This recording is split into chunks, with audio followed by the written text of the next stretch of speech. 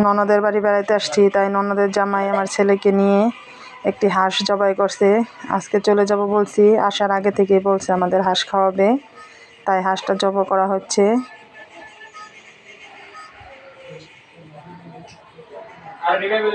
হাঁস না খাওয়ায় যেতে দিবে না, সেই কারণে আজকে হাঁস কেটে দিল। বলতেছে ভাবি হাঁস খেয়ে যাবেন। হাঁসটা জবাই করা হলো, কিন্তু পালা হাঁস না কাটছে দেখতে খুব খারাপ লাগলো।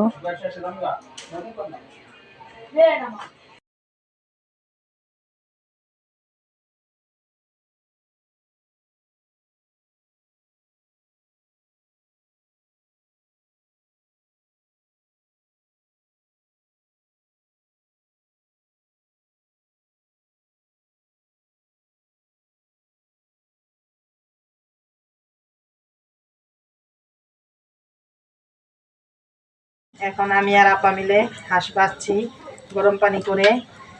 হাঁসের বাছতে অনেক কষ্ট হইতেছে, বড় বড় পশম টানতাছি, উঠতেছে না। আপা আগে ডেরুম হয়েছিল।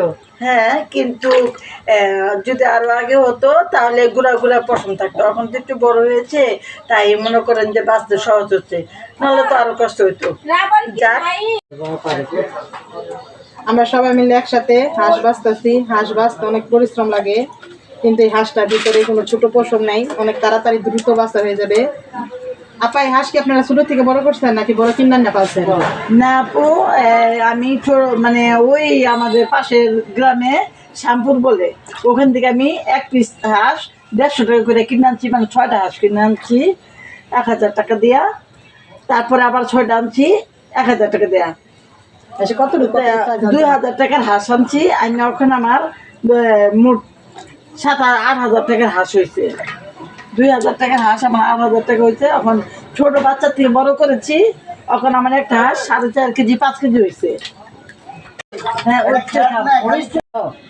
আমার বাসায় মেহমান আসছে, তাই এই জন্য একটা হাঁস জব করে দিলাম, মানে ছেলে হাঁস। এখন সবাই মিলে সবাই মিলে গরম পানি করছি। এই বলটার ভিতরে এই গরম পানি করে চুবাইছি, তাই আমাদের বাঁচতে একটু সুবিধা হইতেছে। কিন্তু আসলে আমরা টিকটকে যা দেখছিলাম ভুল হয়ে গেছে। ওই সিস্টেমটা করলে আরো আগে বাঁচা হয়ে যেত, কিন্তু আমরা ওই সিস্টেমটা করি নাই।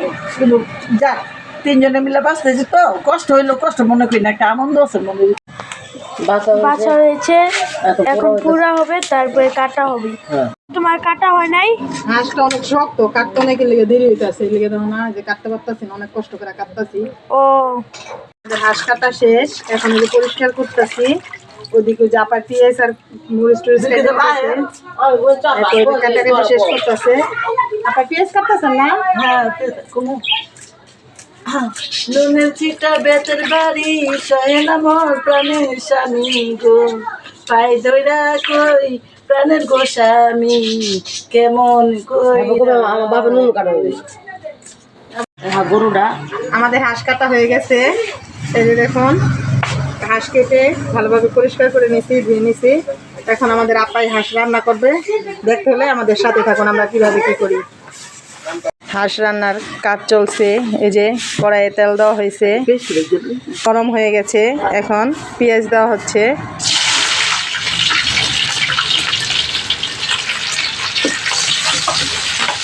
এই যে আপা পেঁয়াজ সব দিয়ে দিছে, গরম মশলা দিছে, কাঁচামরিচ দিছে, এগুলা তেলে ভাজতেছে। আপা আপনার রান্না করতে কেমন লাগতেছে? আমার ভালোই লাগছে, কারণ আপনারা আসছেন, আপনাকে দিয়ে রান্নাইতাম, তবে ভাবিকে দিয়ে রান্নাইলাম না। আমি রান্না করতেছি, কারণ ওরা মেহমান, তাই ওদেরকে রান্নাইলাম না। আপনার হাতেরটা খেয়ে দিই আজকে কেমন রান্না করে খায়, আবার এখানেও খাবে। এলে আজকে আপনার হাতের হাঁসের মাংসটা খেয়ে দেখবো কেমন হয়েছে। এখন এই যে পেঁয়াজ বেরেস্তা করা হয়ে গেছে, এখন সব পদের মশলা দেবো। আপা এখন মশলা দিবেন না? হ্যাঁ দিব, এখন সব পদের মশলা দেওয়া হবে। এগুলো তো বাটা মশলাই বেশি আছে না আপা? মশলাগুলো কি পাটায় বাটা হয়েছে না ব্লেন্ডার করা হয়েছে? আদা রসুন করলাম, কি বুঝুন এটা আদা রসুন বাটা। এখন আমি প্রথমে আদা রসুন দিচ্ছি, বিসমিল্লাহির রহমানির রহিম। দিতেছি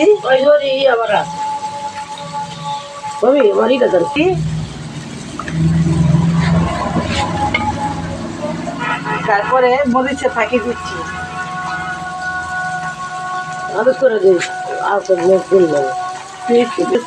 বাটা না ফাঁকি।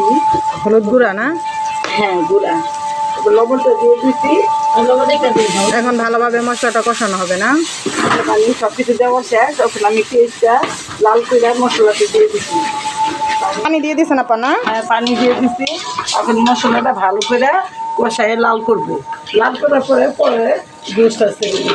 আপা এটার মধ্যে আর কোনো কিছু মশলা দেওয়া হবে? আর হলো দারচিনি, এলাচি, গরম মশলা সব কিছু দেওয়া হয়েছে, আর কোনো মশলা দেওয়া হবে না। পরে গোশটা নামানোর আগে ফাঁকি মশলা মেরে দেবো। আর আলাম রসুন দেওয়া হবে না? এই দেখেন আমাদের আপা রান্না করতেছে অনেক কষ্ট করে আমাদের জন্য। এই দেখুন মশলাটা খুব ভালোভাবে কষানো হয়েছে। মশলা থেকে যে তেল ছেড়ে দিয়েছে কষানো, খুব সুন্দরভাবে হয়েছে, কালারটা সেই দেখাচ্ছে। আপা রান্নাটা মনে স্বাদ হইব গো, মশলাটাই করতেছে, গ্রানটা বাইরেছে সুন্দর। এভাবে বলবেন না, আমার লজ্জা হচ্ছে। আবার কিসের লজ্জা, রান্নাও করে আবার লজ্জা লাগে। বিসমিল্লাহির রহমানির রহিম। এখন এই যে গোশ দেওয়া হচ্ছে। আপা আপনারা সুন্দর সুন্দর গান গাইতে পারেন, একটা গান শুনান আমাদের, আমার দর্শকরা একটা গান শুনতে চাইতেছি। আমার তো লজ্জা লাগে। লজ্জা লাগলে কিভাবে বলবেন, একটা বলে ফেলুন আস্তে আস্তে। আমি যখন রাঁধতে বসি বন্ধু বাজায় বাসি, রান্না বাড়া রেখে আমি কেমন করে আসি। এই লজ্জা পেয়ে গান বলবেন না, গান সুন্দরভাবে বলবেন। আমি যখন রাঁধতে বসি বন্ধু বাজায় বাসি, রান্না বাড়া রেখে আমি কেমন করে আসি। বলো বলো বলো বন্ধু আছে কতক্ষণ, তোমারে না দেখলে আমার ঘরে রয় না মন। সুন্দর হয়েছে আপা আপনার গানটা। রান্নার ফাঁকে আপা একটু আপনাদের গান শোনালো। এখন এই যে গোশ কষানো হচ্ছে, গোশ রান্নার কিভাবে কি করলো আপনাদের দেখানো, রান্না শেষে আবার দেখাবো, আমাদের সাথেই থাকুন। আপা আপনার রান্না কি শেষ হয়ে গেছে? হ্যাঁ এই মাত্র আর কি না, ওখানে নামে ফেলবো, তরকারি হয়ে গেছে। কালারটা সে আসছে আপা, খাইতে মনে অনেক টেস্টি হবে রে, গ্রানটা অনেক ভালো আসছে। আপা এই পর্যন্ত কয়টা খাইলেন পালের হাঁস আপনারা? এ পর্যন্ত 5টা হাঁস খাইছি। 12টা আনছিলেন না? হ্যাঁ 12টা ছিলাম, এখন আর একটা অসুস্থ হইয়া অ্যাক্সিডেন্ট হয়েছে। অ্যাক্সিডেন্ট হয়ে চোখ বেড়ে গেছিল।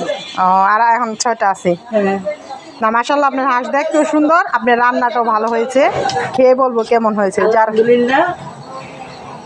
আমরা সবাই মিলে একসাথে এই যে দুপুরে খাওয়া দাওয়া করতেছি। হাঁসের মাংসটা শেষ হয়েছে, অনেক মজা হয়েছে হাঁসের মাংস, সবাই মিলে একসাথে খাওয়া দাওয়া করতেছি। আমাদের আপা খাওয়া দাওয়া না করেও যে সবাই বেড়ে কেড়ে খাওয়াচ্ছে। আমাদের ভিডিওটি কেমন লাগলো আজকে এখানে শেষ, আল্লাহ হাফেজ।